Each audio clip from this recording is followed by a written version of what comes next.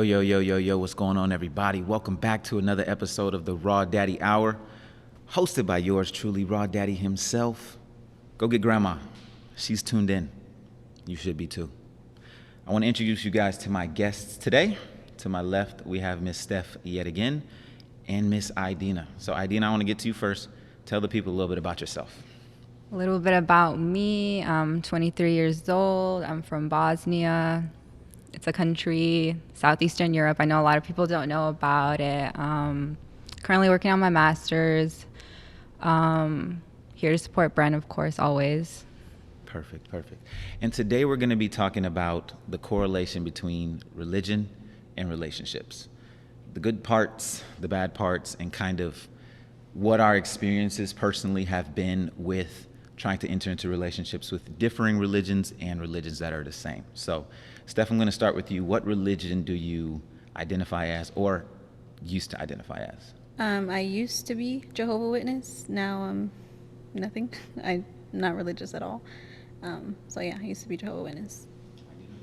I grew up with my parents practicing Islam. It definitely trickled down to me as well, but I'm definitely more on the spiritual side than anything that goes on with Islam, like very religiously. Yeah. I grew up with no religion at all. I didn't go to church or anything like that. So I'm just a guy. I guess you could say I'm on the spiritual side of things. Like I do, look at the universe for signs and things like that, but I'm definitely not affiliated with any religions at the moment. And I don't know if that'll ever happen. Steph, what has been your experience with being a Jehovah Witness? When you were a Jehovah Witness, what was your experience trying to date others that were not a Jehovah Witness and probably didn't really understand what that meant? That's funny because I didn't date. I wasn't allowed to go anywhere. I had to be with my parents all the time. I ended up dating when I was 17, which is right before I got married. And he was also Jehovah Witness, so there was nothing. We understood each other, but other than that, wasn't allowed to date. I wasn't allowed to talk to anyone. So. And were you still practicing while you were married? No. Once I got married, I got out. Well, it's not really. Yeah, I guess I got out pretty much. I don't agree with, with how they do certain things, and I just personally just wasn't for me, and I don't want to raise my kids that way. So I just got out. And Ajdina, for you, how was your experiences dating others outside of your religion? I've never come across an issue. Definitely. I've never actually dated anyone that was Muslim. Never happened. Not because of my choice, but it's been Catholic, Christian, Orthodox. I've never had an issue. There were points where I wouldn't even know their religion until 2 months in. It just never was a problem. My parents, of course, they let me date. They weren't very strict, but of course they weren't knowing of what I was around, what I was dating. They definitely pushed Islam. They're they have to be Muslim, they have to be, and I'm just yeah, whatever. Growing up in America, you're surrounded by so many different people. The last thing you think of is religion, But I've never come across an issue dating people of any religion. Even if I come across someone that was Muslim, I would easily date them unless they were severely religious. If it was pressing, then I definitely couldn't have done that. Yeah. I'd say for me, I have definitely had cases where it was a lot more difficult for me to date someone that was, I guess in my instance, just religious, period. Because they always would assume that I just wouldn't understand the types of things that they were going through, or that I was a different type of person than someone that they would want to date strictly because I wasn't religious. And for me, I always found that as odd because whether I was Christian, Orthodox, Muslim, Jehovah Witness, whatever, I'm still going to be the same person. The values that I have are still going to be the same. So I never really understood that angle, but at the same time I respected it because I do know that a lot of parents and churches and congregations push staying within your own religion. So I try not to disrespect it because I'm if that's how you view the world, then who am I to just come into your life at the age of 25 and tell you that there should be something different going on. But it is what it is. So Ajdina, your parents are pretty religious. How was it? Did they ever find out about the types of men that you dated, that they maybe didn't approve of? My parents, growing up, they actually weren't that religious. They wanted to act like they were, definitely, but they weren't religious. They weren't strict at all. But when it came to like dating, they were like, okay, this is different. You can marry this person. What is the community gonna think if you're with someone that's not Muslim? You know. But I mean, when they definitely found out about it, it was not a fun time in my household. You know, my dad was just like, get out. Like, this isn't even funny. With religion as well as race came up, they were just like in awe.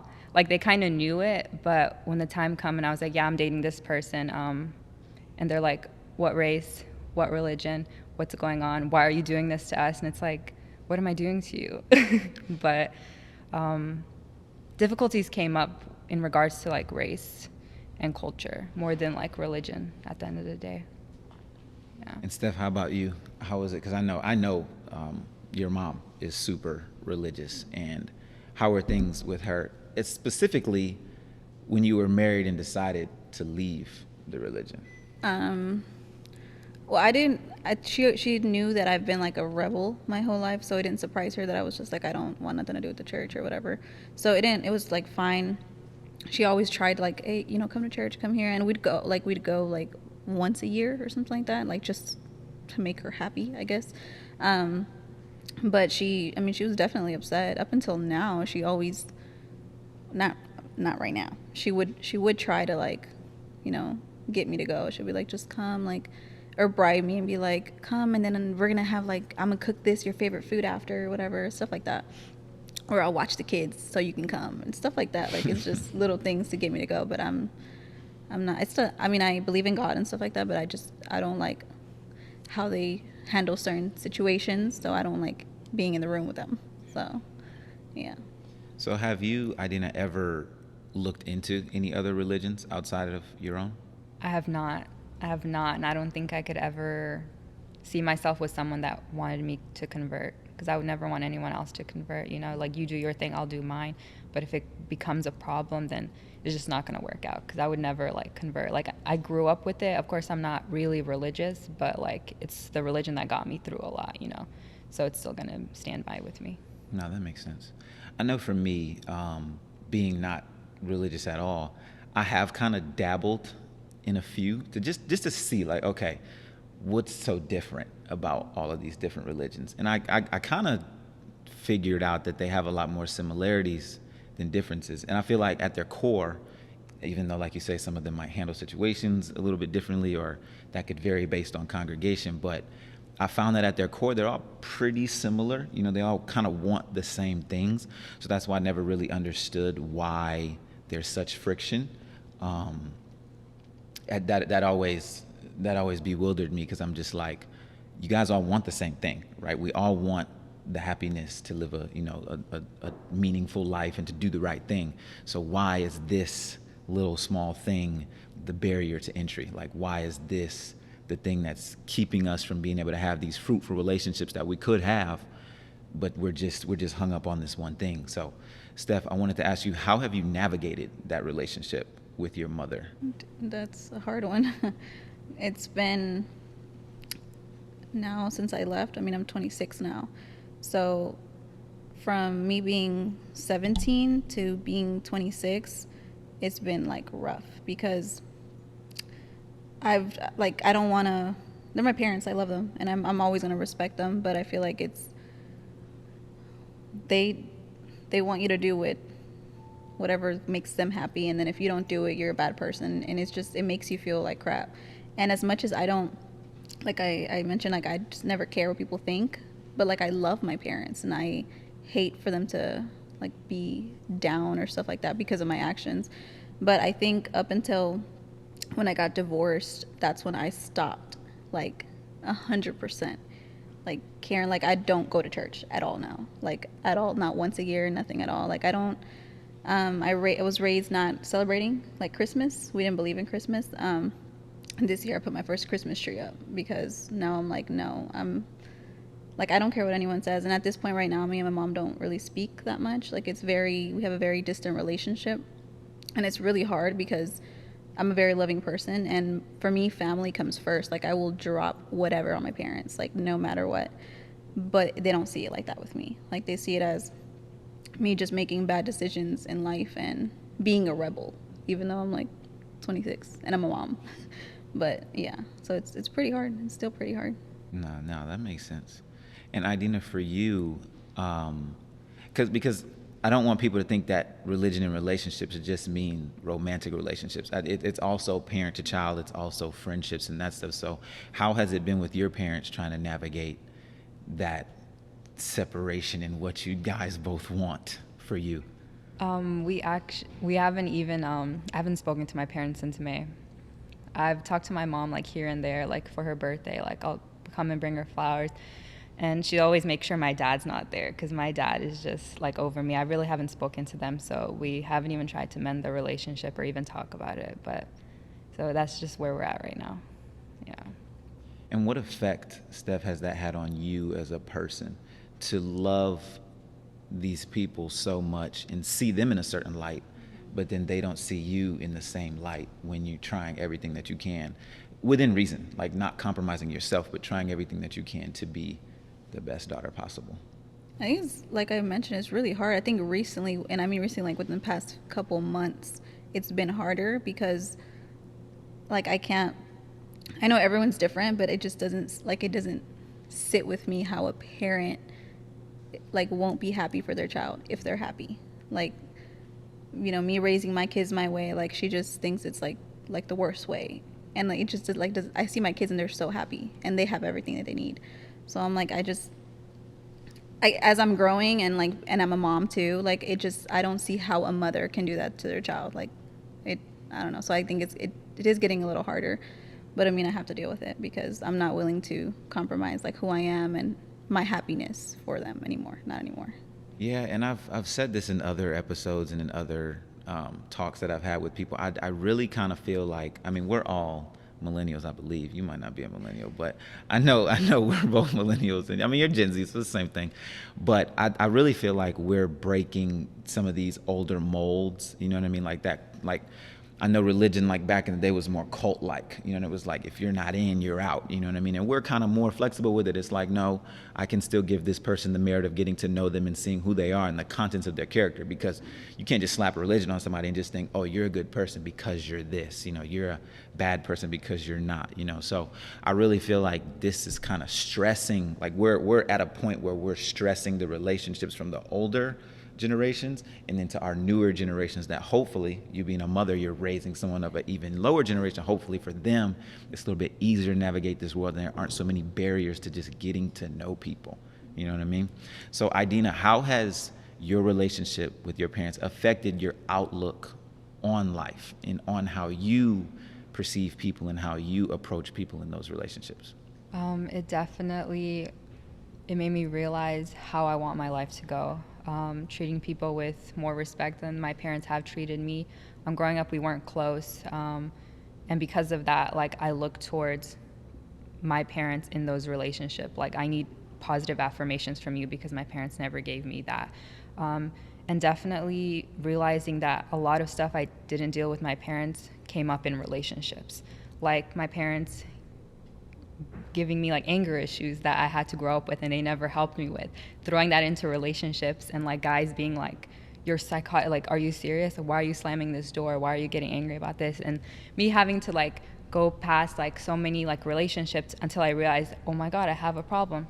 And it was my parents, and finally like secluding myself from them and realizing I can't take my parents and everything that they did wrong. Of course they were great parents, but they weren't perfect, and then taking that and like realizing I can't treat my relationship like my parents treated me, and just always realizing that, because if you don't heal from what your parents did to you or what they didn't give you, like, of course my parents gave me all the money in the world, they gave me everything I wanted, but they never were there emotionally and mentally. It was always their way or the highway. So it was definitely making sure I didn't bring all that anger that my parents caused into like a relationship with someone who it's not their fault. Like, it wasn't their fault. It was definitely hard navigating that. What kind of steps did you take to, because I know you mentioned the anger, like, and a lot of people when they have those types of upbringings, they do carry a lot of anger with them. What kind of steps did you take to overcome that anger and kind of get more of that self-love? One thing that definitely hit me really hard was when my anger ruined the relationship that I never wanted ruined. Like, it was someone who I truly loved, someone who I wanted to like see my life with down the line. Like everything they had, like I loved, I was like, I wanted to be them. Like they're so calm, they're so this. And my anger essentially ruined that. And then going into like another relationship or another like thing with someone else, I just had to learn how to like calm myself down because it was just going to be a repeated cycle. But what definitely helped is being with someone, either friends, relationships, who is very calm. Because I'm the complete opposite. I'm not a calm person. I'll exaggerate, and it's a small little incident that happens, and I'll exaggerate it. Just being with someone that's very, very calm has helped. That's good. That's good to know what types of people that you need to be around. I think that's extremely important. So Steph, at what moment did you start to realize that the life that you wanted for yourself was better than the life that you had before? What was kind of like, I don't know if there was a breaking point or like a straw that broke the camel's back, but what kind of gave you that realization that like, you know what, I think I'm gonna do this my way? I think a lot happened. Like I think I had two breaking points. Like I had one when I was 16. I got shunned, or just it's called disfellowshipped, where no one can talk to you. And I was 16. Like I was learning how to grow up and stuff like that. And a lot of things happened in my personal life, and no one was there for me because of the fact that I was disfellowshipped. So I couldn't talk. I could only talk to my mom. Like, Mom, like, did you make food? Like I couldn't talk to her about anything else. And for me, that was like, how can like a parent do that to a kid? But I mean, I was still a kid then. But then when I got pregnant with my daughter, I got back in and I got shunned again. So I got shunned twice. And the second time I was pregnant, and for my whole pregnancy, I didn't have like a baby shower or nothing like that. So it was horrible being emotional and hormonal and not having any support.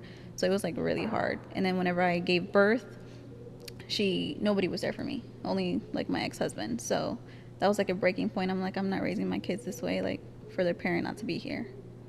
So. Wow. So have either of you, and I guess I'll start with you, Ajdina, have you gotten to the point where you're able to forgive your parents, or do you see yourself getting to the point where you think you could forgive your parents? I feel like it's different every day. There's some days where I genuinely think I have to say something to them. What if they die tomorrow? Like, God forbid. But then I always like have to backtrack and be like, I did the best I could. It's not my job as their kid to mend this relationship. I didn't push them away. They pushed me away, and it's been very difficult. Like some days I'm like, oh, I forgive them. And some days I'm like mad, like, why would you do this? Like, I need you here. But I think right now I'm trying my best to forgive them, and not have any like bad feelings in my heart for them. Because like, of course I understand they didn't grow up here. They grew up in Europe around like same culture, same religion. So they don't know. But then again, that's not an excuse. You want your child to be happy. That's should be the main thing, But I think I'm going back and forth with it right now. Steph, I'll ask you the same question. I literally, she like stole the words out of my mouth because like just my mom was recently sick, and I literally was like, what if she dies like tomorrow? Like it wouldn't sit right with me. And then I think like that day, like I called her and she was like rude, and I was like I'm here. If you want to be nice to me and say hi, like I'm here, but like I told you, I'm not willing to compromise my happiness either. Like you respect me, I'll respect you, and like you're my mom, like you're supposed to be here. So yeah, it's the same. Like some days I'm just like, for my kids love my parents. Like they're obsessed with my parents. So I do what I can, but I have to set boundaries. So I mean, I'm here if they want to come, they want to talk, and they want to be around the kids, but they know I'm not willing to stop what I'm doing, which is what makes me happy for them.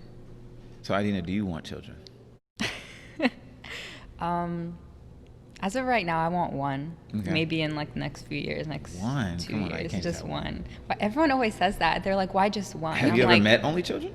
Have I what? Have you met many only children? They're No. fine. They're what? I was supposed to only have one for the record.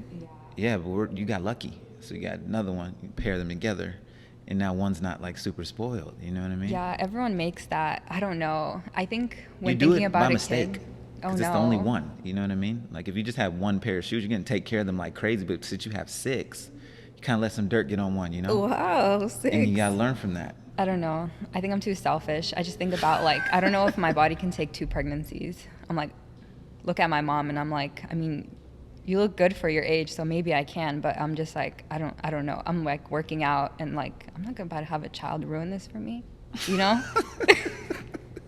Maybe like right now 1. Okay. Yeah. Okay. Well, where I was going with that was,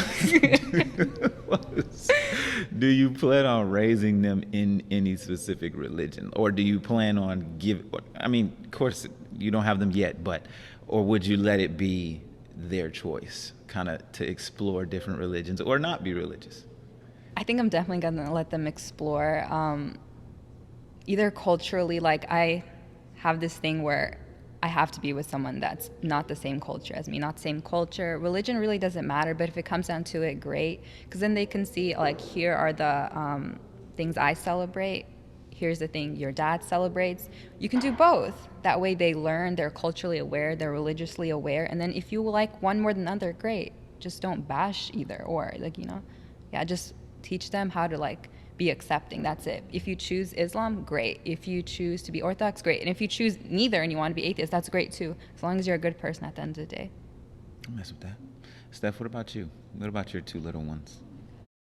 My daughter, she's like way too smart for like her own good, and it kind of sucks because she's around my mom a lot, and my mom puts a lot in her head. Like a 6-year-old shouldn't have to deal with that, but every time she's with me, like I put it in her head that it doesn't matter what you do, what religion you are, and I always tell her, I'm like, you see me, right? And she's like, yeah. She's like, you're such a good mom. She was like, you're such a good mom. She's like, you're always happy. She's biased. Yeah. Yeah, she probably is. But she always says that, and I told her, I'm like, and I don't go to church, right? And she was like, yeah. And I told her I believe in God. I'm like, but you don't necessarily have to go to church. Like, I'm like, you can if you want to. So she always says that, like, I try to tell her, like, just do what makes you happy. And like she said, like, as long as you're a good person, like everything else doesn't matter. And if she wants to like be in a religion, that's fine. But I also want her to know that at the end of the day, I'm gonna be there for her. Like, everyone else is gonna leave her, but I'm not gonna leave her. I don't care what decision she make. I'm gonna be right there next to her. So Yeah, I think that's one of the greatest things that my mom did for us. Because I asked her before, like, why weren't we raised in any religion or anything? And she studied religion in college for a little bit of time. So she got to look at Buddhism and like all this other stuff. And she figured out the same things that I figured out, that it's all centrally just focused around like being a great person, all the things. Now, things might get misconstrued as you have a different pastor or people have their own selfish things that they want to do. But she said, my biggest thing that I wanted for you guys was just to make sure that you knew right from wrong and that you were amazing people. Like, that's really all it boils down to. If you can make the decision to be a good person versus a bad person, then I feel like I've done my job. Now, when you're grown and you might decide, hey, I enjoy Christianity. I want to, delve deeper into this. I want to have a relationship with God. I want to do all of these things. Then that is your choice to do it. Right. One of the things that I talked about with one of my friends that I had, this is probably it's a while ago, like 5-6 years ago. And it was just a simple question, because I try not to disrespect people in their religious beliefs. But I asked her, I said, you were raised in this religion, so how do you know anything else? Like, how do you know that this is what is for you if you were raised in it? You didn't choose it. So you can't say unequivocally, this is where I need to be. I have to meet people like this. I have to be around people like this. Now, it's your choice if you want to stick with it. But that's always my biggest thing, is like, if you don't give someone the option to choose what's best for them, how do they know 100% that it is indeed best for them? And that's why I was curious about, like, how are people going to raise kids? Because I don't want kids, so I won't get to have that experiment. I'll just talk Ajdina into having more than one, and then I can live through her. Like I said, everybody on this panel, man, I live through you guys. I don't need. No, don't say that. See, that's why I'm getting surgery at 30. I got 2 more years for that accident to happen. If it don't happen in 2 years, it's a wrap. I'm done with it. So, final remarks. I want to start with you, Steph. Is there anything that you would like to, or advice that you could give someone, or two people actually, who are going to enter into a relationship, whether that be friendship, romantically or otherwise, about how to navigate the topic of religion? I don't know, it's hard. I feel like every like really religious person I've dealt with, like I'm gonna speak for my like family, like they're so religious that I feel like they've been like brainwashed. Like there's no like talking into them, like helping to help the relationship. Like in the past when I was younger, like I remember we saw like a therapist. The therapist would tell my mom like, no, like you're her mom, like you can't leave her to like mend for herself, and that wouldn't work. But I mean, if I don't know, if the only advice I could give is like put your family first, because that's how I see it. I mean, I'm sure that's what God wants, like for you to be happy with your family. That's how I see it. But that's all I can say. Like, just be a good person. If you believe in God, it's fine. But God wants all of us to be happy, and just be happy with your family. Ajdina, your advice to the people? Definitely, when it comes to religion, don't make a problem out of something that isn't there. Like, if you guys aren't talking about religion, of course, bring it up. But if it was never an issue, don't make it an issue. If you're not religious, and you're about to get into it with someone who is very religious, you need to decide if you want to change for them or if you're willing to let them, like, change for you. Because at the end of the day, you never want someone to regret, oh, I was very religious and I was happy with that, and then I moved away from that because the person I'm with isn't as religious. You know, you never want to like move someone away from like what they know and what's helped them go through life. Yeah, my advice would be to come into it open-minded, right? Be willing to be wrong. Be willing to learn something from this other person. And that doesn't need only go for religion. It's culturally, right? We all come from different cultures, but we're still able to sit here today and have a great, amazing conversation. 3 different religions as well. So I think if people can come into person-to-person interactions just ready to learn, be okay with being wrong, share your piece too, but just be open enough to understand that I don't have all the answers. This person doesn't have all the answers, but together we can figure out what works best for us in our relationship, whether that be friends, whether that be family, whether that be something romantic. I feel like we can all learn from each other. Even if like you're someone who's older, like you're considered an elder, because I feel like that's where a lot of parents come from. They're like, I'm older, I know, I've been there. It doesn't matter, because you still have to live your life. You know, that other person still has to live their life. They still have to walk in the shoes that they're in. So just come into relationships open-minded, allow people to be themselves, and then make the judgment on their character, not based off of characteristics. Make it based on who they are as a person, what's in here. Like you said, God wants us all to be happy. So just be happy and make positive relationships. I want to thank you guys for coming on today, supporting. I really appreciate it. Thank you guys for tuning in to another episode of the Raw Daddy Hour. Grandma, we appreciate you. All that support, I'm loving it. We out.